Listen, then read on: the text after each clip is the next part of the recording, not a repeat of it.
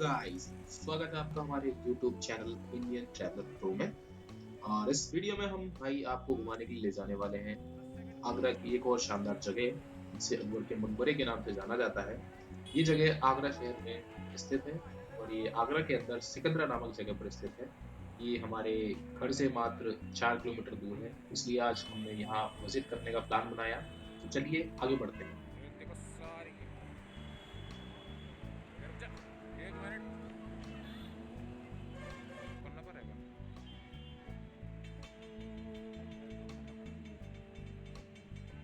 Main entrance के ठीक सामने आपको जो जगह दिखाई दे रही है, ये है यहाँ का पार्किंग एरिया।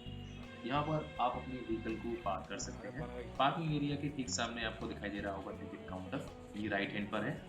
यहाँ से हो जा। आप अपनी टिकट बुक कर सकते हैं, ऑफलाइन एंड ऑनलाइन दोनों मोड से। टिकट का चार्ज ऑनलाइन 20 रुपीज़ पर पर्सन है। टिकट आपको ऑनलाइन स्क्रीन पर शो हो रही होगी। इसके बाद आपको 5 रुपये आगरा डेवलपमेंट ऑफ अथॉरिटी के अकाउंट में पे करने होते हैं और इसके बाद ही आपको अंदर जाने के लिए अलाउ किया जाता है।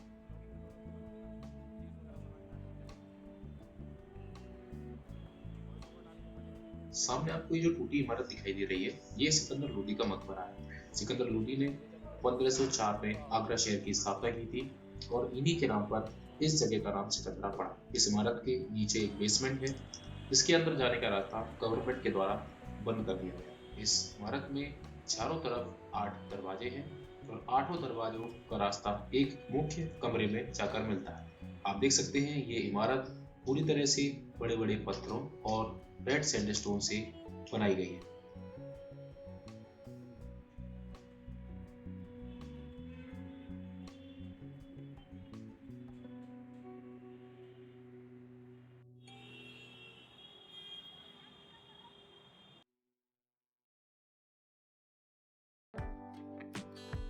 सिकंदरा आगरा से 4 किलोमीटर की दूरी पर स्थित है। यहाँ का सबसे महत्वपूर्ण स्थान अकबर का मकबरा है। इसका निर्माण कार्य स्वयं अकबर ने शुरू करवाया था। यह मकबरा हिंदू, ईसाई, इस्लामिक, बौद्ध और जैन कला का सर्वोत्तम मिश्रण है, लेकिन इसे पूरा होने से पहले ही अकबर की मृत्यु हो गई थी। बाद में उसके पुत्र जहांगीर ने इसे पूरा करवाया।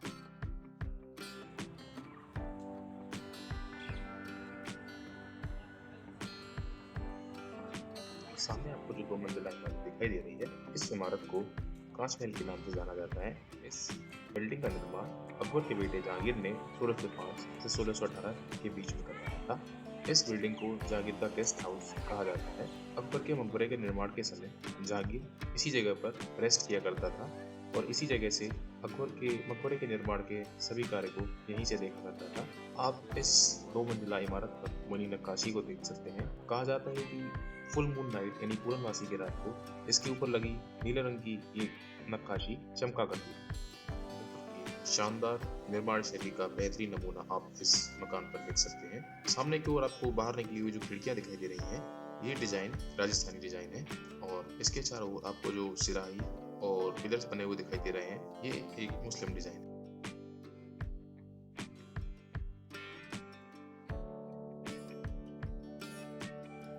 आजा। शाबाश।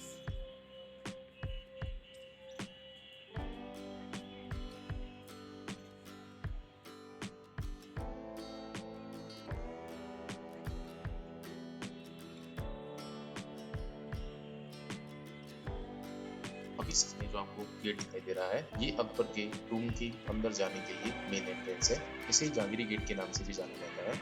इस गेट की खास बात यह है, ये गेट अंदर और बाहर दोनों तरफ से समान दिखाई देता है। इस गेट पर बने चारों मीनारों की ये डिजाइन आपको ताजमहल पर भी दिखाई देगी।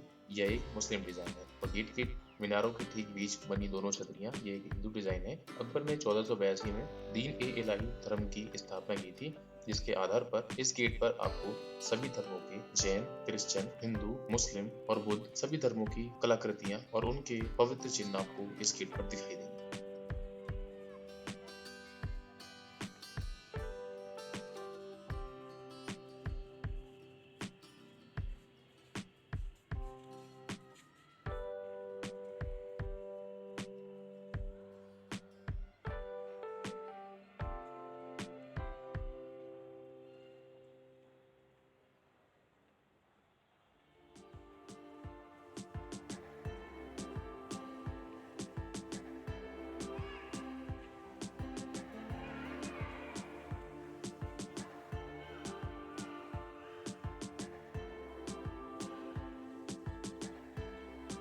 मुख्य द्वार में प्रवेश करने के बाद आपको इस द्वार के दाएं और बाएं दोनों ओर अस्त्रपाल दिखाई देते हैं और इस मुख्य द्वार के ठीक सामने जो आपको 5 मंजिला इमारत दिखाई दे रही है, ये अकबर का मकबरा है।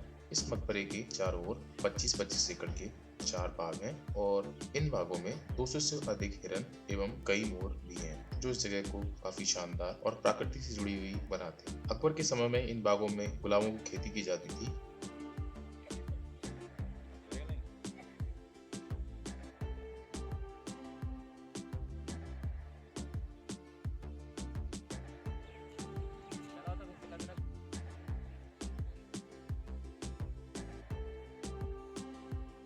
पीछे है ना।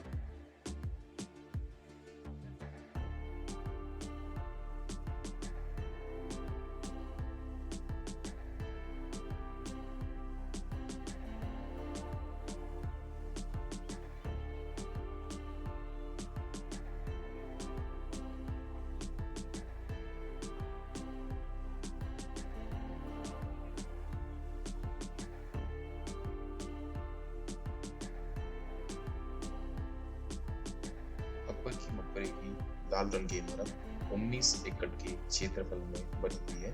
इस प्रकार ये इस मकबरे का कुल एरिया 119 एकड़ है। सामने आपको जो व्हाइट स्क्रीन में जो दरवाजा दिखाई दे रहा है, ये दरवाजा ठीक बेसमेंट के अंदर जाता है, जिसके अंदर अकबर की मुख्य कब्र है।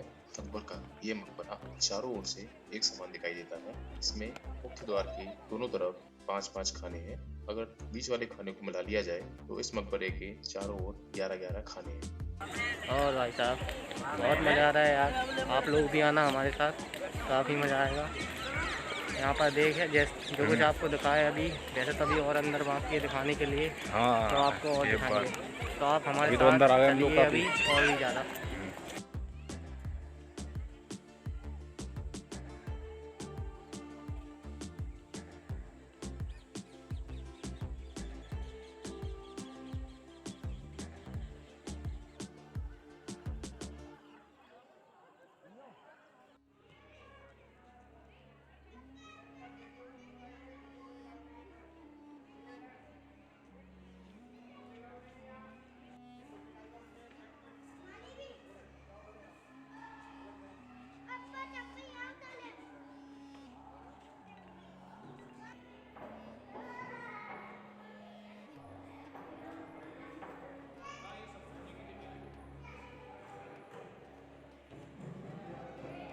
चार्ट लगा देना, ये एक और दवाई दी।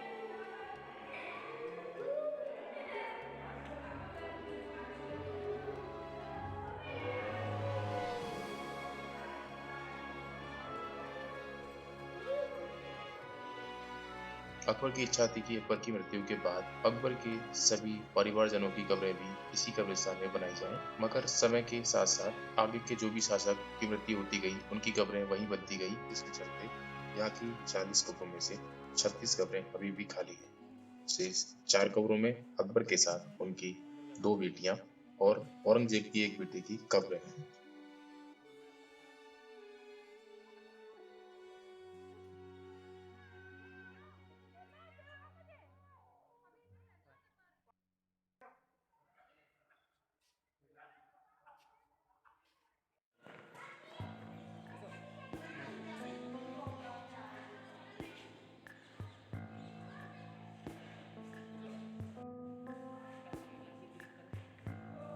गलियारे के खंडों के बीचों बीच या आप खड़े होकर ताली बजाएं तो आपको आवाज गूंजती हुई सुनाई देगी। इससे ये पता चलता है कि जिस जगह पर आप खड़े हैं उस जगह के ठीक नीचे 7 फीट गहरा रहता है, जिसके चलते ये आवाज गूंजती है।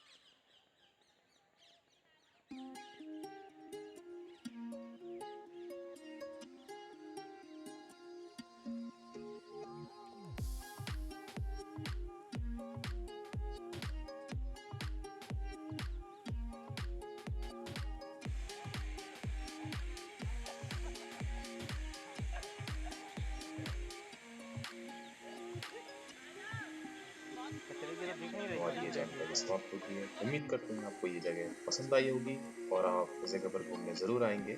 यदि आपको ये जानकारी पसंद आई तो एक लाइक जरूर कर दीजिए इस वीडियो को, और साथ ही में यदि आप हमारे चैनल पर नए हैं तो चैनल को जरूर सब्सक्राइब कर दीजिए। मिलते हैं नेक्स्ट वीडियो में नए ब्लॉग के साथ, एक नई जानकारी के साथ। तब तक के लिए बाय बाय।